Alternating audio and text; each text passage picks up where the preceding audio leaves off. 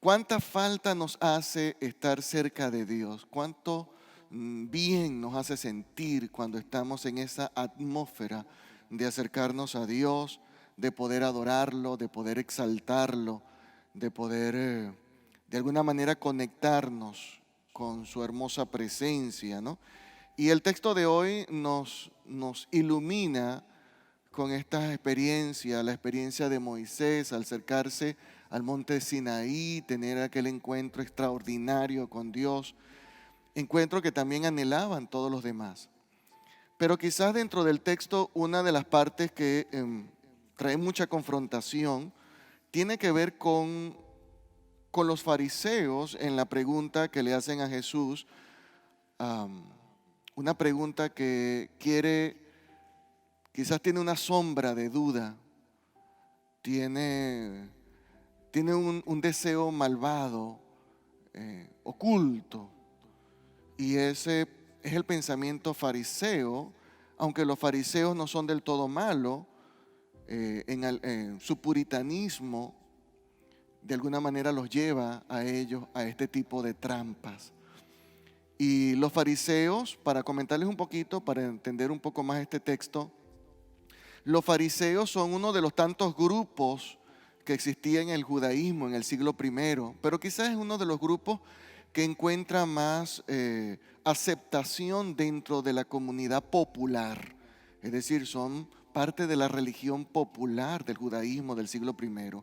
El nombre de fariseos, cuando se traduce a nuestra lengua, a nuestro idioma, más o menos lo que trata de significar es separados. Los analistas no logran entender separados de qué. Algunos creen que es separado de las impurezas, porque ellos pensaban que todo era impuro a menos se cumpliera de manera estricta la ley de Moisés. Es decir, que ellos conservan muy bien las leyes antiguas, las leyes de Moisés, heredadas en el Antiguo Testamento.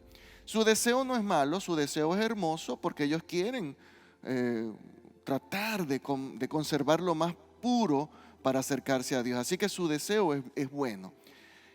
Pero quizás dentro de todo lo bueno que tienen, siempre hay destellos de algo malo, porque los seres humanos no logramos ser enteramente perfectos.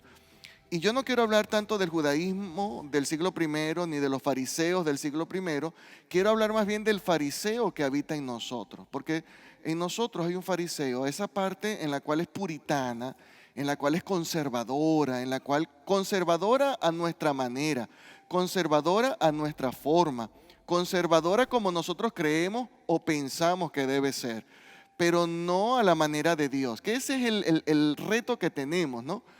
Queremos ser puros, queremos ser perfectos, pero a nuestra manera, no a la manera de Dios. Y al final terminamos siendo imperfectos. Es decir, que eso que a veces nos invita a ser demasiado conservadores o demasiado puritanos, termina sacando de nosotros aquella parte mala de nosotros, sin darnos cuenta. Así que dígale con cariño al que está a su lado, no sea tan fariseo. Pero dígaselo. No sea tan fariseo. Así es fariseo, no es, a veces, y es bueno a veces decirlo, sí, dígalo y usted recíbalo. Y no sea tan fariseo. Hágame el favor. Controla el fariseo que está en ti. Que es cuando sale esa parte pura, que nosotros queremos ser muy puros, que ay, nada me toca, todo me afecta. Ese es el puritanismo que no nos ayuda.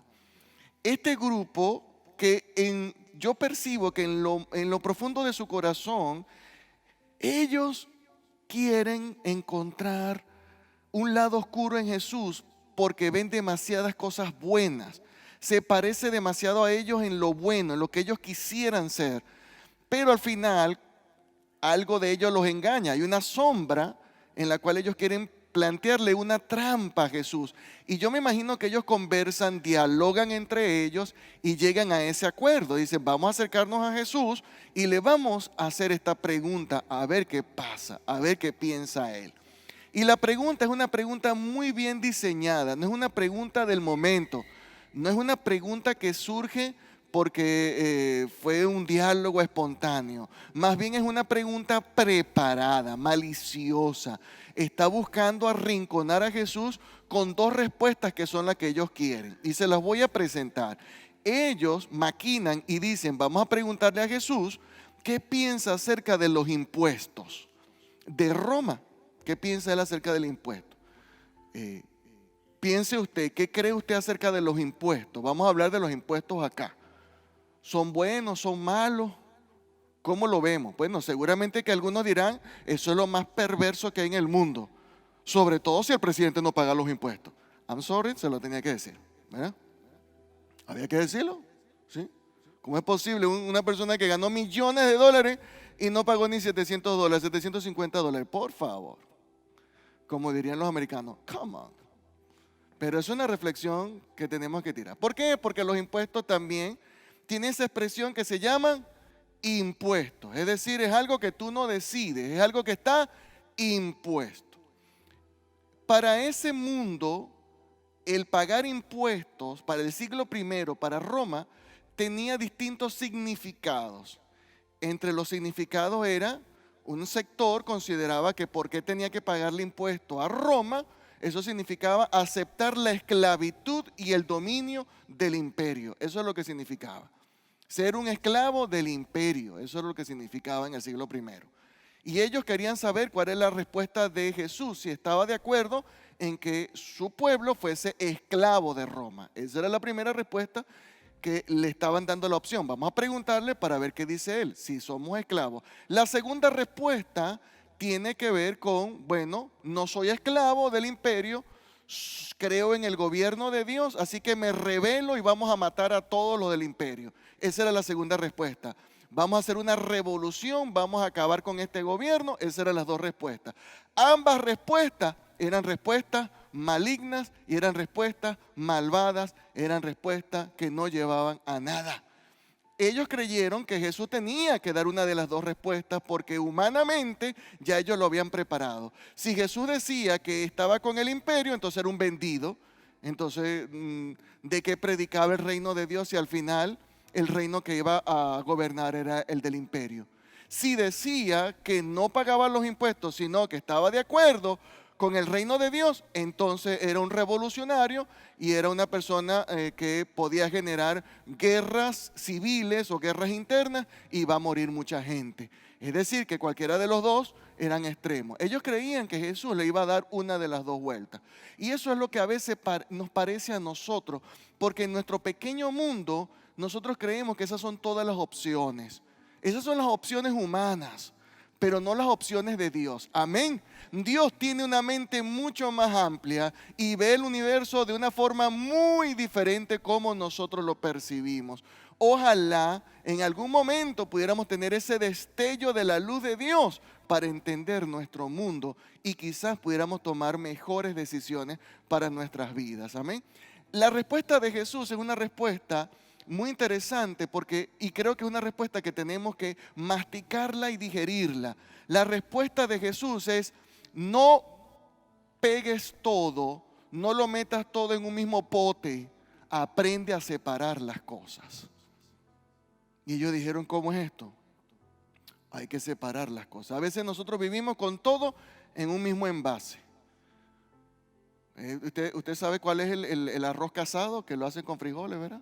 Hay algunos que no les gusta así, sino que les gusta divorciado, ¿verdad? Y que de poco a poquito le van colocando, no casado. ¿Sí? El arroz ahí unido. A mí me encanta unido, separado, como me lo dé, me lo voy a comer. A veces mi querida esposa, muy cariñosa, me dice, ¿cómo quiere hoy los frijoles? ¿Quiere todo revuelto o separado? Y yo le digo separado. Entonces ella me da un platico con los frijolitos y otro platico con el arroz y yo lo uno. Y entonces ella se queda mirando y me dice, entonces ¿para qué me lo pide? Porque no lo pide una vez. No, porque es que yo tengo la exacta proporción.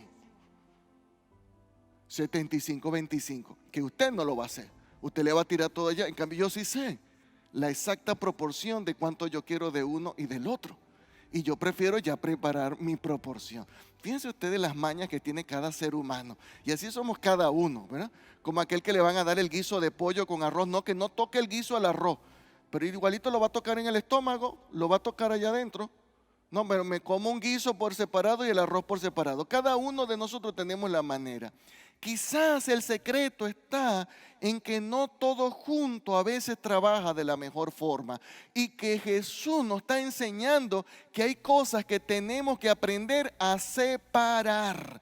Lo que es del emperador al emperador y lo que es de Dios a Dios. No todo puede ser en un mismo pote, no todo puede estar junto en un mismo pote y tratar de consagrarlo todo, porque eso es lo ideal. En el mundo ideal queremos que tanto el arroz como los frijoles estén consagrados en el mismo plato. Pues no, lamentablemente no es de esa manera. Y eso era lo que esperaban estos fariseos. Y a veces son las respuestas que el fariseo interno de nosotros exige de Dios. Señor, deberíamos hacer esto. Y Dios te termina diciendo, eso es lo que tú crees, no es lo que yo creo. ¿Cuántos piensan que Dios ha venido para traernos libertad? ¿Cuántos creen en la libertad de Dios? La libertad de Dios comienza con esto, con aprender a separar. Cuando yo veo a grupos religiosos apoyando un candidato o el otro candidato, a mí me dice que no están actuando de manera correcta. Y no es porque la iglesia no pueda participar en su opinión acerca del destino político, sino que no debe de alguna manera sacralizar o espiritualizar lo que no es espiritualizable. Amén. Yo creo que ahí hay que aprender a separar lo del emperador y lo que es de Dios. Amén. Si nosotros, a veces yo veo comentarios en los medios sociales defendiendo al presidente, ay, que es una víctima del mundo perverso. Ustedes me van a perdonar si hay aquí alguien de Trump, y los que se están conectando lo voy a decir con todo respeto y con todo cariño. Lo menos que ese señor proyecta es fe, es lo menos que proyecta. Proyecta cualquier cosa menos fe. Con todo respeto lo digo para aquellos que les guste Trump. Y usted puede votar por él, usted puede hacer lo que quiera. Pero lo menos que proyecta es una imagen de fe. Que yo pueda orar por él, está bien. Amén. Podemos orar por los candidatos. Pero no me lo convierta en Cristo Jesús, no, por favor. O sea, no tiene nada que ver. Separemos una cosa. Sepáreme los arroz de los frijoles del arroz. Separémoslo. Y usted colóquelo en la proporción que usted crea. Tampoco el otro candidato. Amén. Que yo creo que el otro candidato simplemente dice, yo no sé quién me empujó a esta piscina. Y está metido en la piscina, está tratando de chapalear a ver si sale. Termina. Y al final lo que quiere es que termine la campaña para ver si se logra retirar de una vez y para siempre. Eso es todo lo que quiere. Así que cada uno de ellos tiene, pero no los convirtamos en los mártires, en los puritanos que no existen porque son hombres imperfectos. Usted quiere buscar imperfección, búsquele en su vecino, en cualquier persona, búsquelo para que va a encontrar imperfección. Así que es mejor que no busquemos imperfecciones, porque siempre vamos a sacar cosas imperfectas, porque no hay nadie imperfecto. El único perfecto, ¿quién es? Dios, el Dios todopoderoso. Dígale que está a su lado, no soy perfecto, dígale, no soy perfecto. Ah, ahora entiendo por qué, ¿verdad? Cuando usted dice, no soy perfecto, ahora entiendo. Es que no había caído en cuenta que usted era imperfecto. Yo creía que usted era perfecto. Y eso es lo que a veces nosotros vivimos con aquella fantasía de estar con personas perfectas. No hay nadie perfecto. No es que esa persona tiene 500 años en la iglesia. Pues 500 años y todavía no es perfecto. El único perfecto se llama Cristo Jesús. No me lo confunda, no me lo cambie, no me lo mueva, porque el único perfecto y digno de adoración es Dios Todopoderoso. Más nadie merece adoración. Para Él hemos venido, ningún hombre fuera. Oramos por nuestras autoridades y esperamos que nuestras autoridades, no importa el color de su bandera, ellos estén dispuestos a hacer justicia social en el pueblo. Amén. Oramos por ellos. No importa el que gane en estas elecciones, nuestra esperanza está en Dios Todopoderoso. Entonces, allí hay que aprender a separar. Y yo creo que es bonito separar. Ahora, uno dirá, bueno, pero ¿y por qué tenemos que separar si Dios está sobre todo? Dios está sobre todo, pero hay algo que a veces Dios nos exige, y es que nosotros, para poder tener una relación más profunda con Dios, a veces tenemos que ceder y entregar las cosas del mundo. Amén. Y eso a veces es un conflicto, una confrontación con nosotros. Porque si actualizamos la pregunta hoy, los fariseos nos dirían: ¿ustedes están dispuestos a cumplir lo que dice el mundo y ser esclavos del mundo? ¿O ustedes están dispuestos a ser de hijos de Dios y pelear contra el mundo hasta destruirlo? Bueno, ni el uno ni el otro. ¿Sabe por qué? Porque Dios no nos ha mandado a nosotros a destruir el mundo. Dios nos mandó a nosotros a vivir en el mundo, pero no ser parte de él. ¿Cuánto le dan la gloria a Dios? Es muy diferente. Dios me ha enviado a mí a vivir en el mundo, pero no a ser parte de ese mundo, sino a tratar de ayudar y bendecir ese mundo, de darle sabor y de conservar el mundo que vive momentos muy difíciles. Usted y yo somos la sal de este planeta, de este universo, lo que le da gusto, lo que le da sazón. ¿Verdad que a veces hay que ponerle sazón a las cosas porque si no, no sabe bien? Usted y yo somos los que le damos el saborcito a este planeta, lo que le damos ese gusto a este planeta. Entonces, no dejemos de hacer lo que tenemos que hacer. Ahora, usted y yo no podemos cambiar al mundo si no nos cambiamos a nosotros. A veces estamos pensando en que el próximo presidente va a cambiar el mundo. No lo va a cambiar, no puede cambiarse ni a él.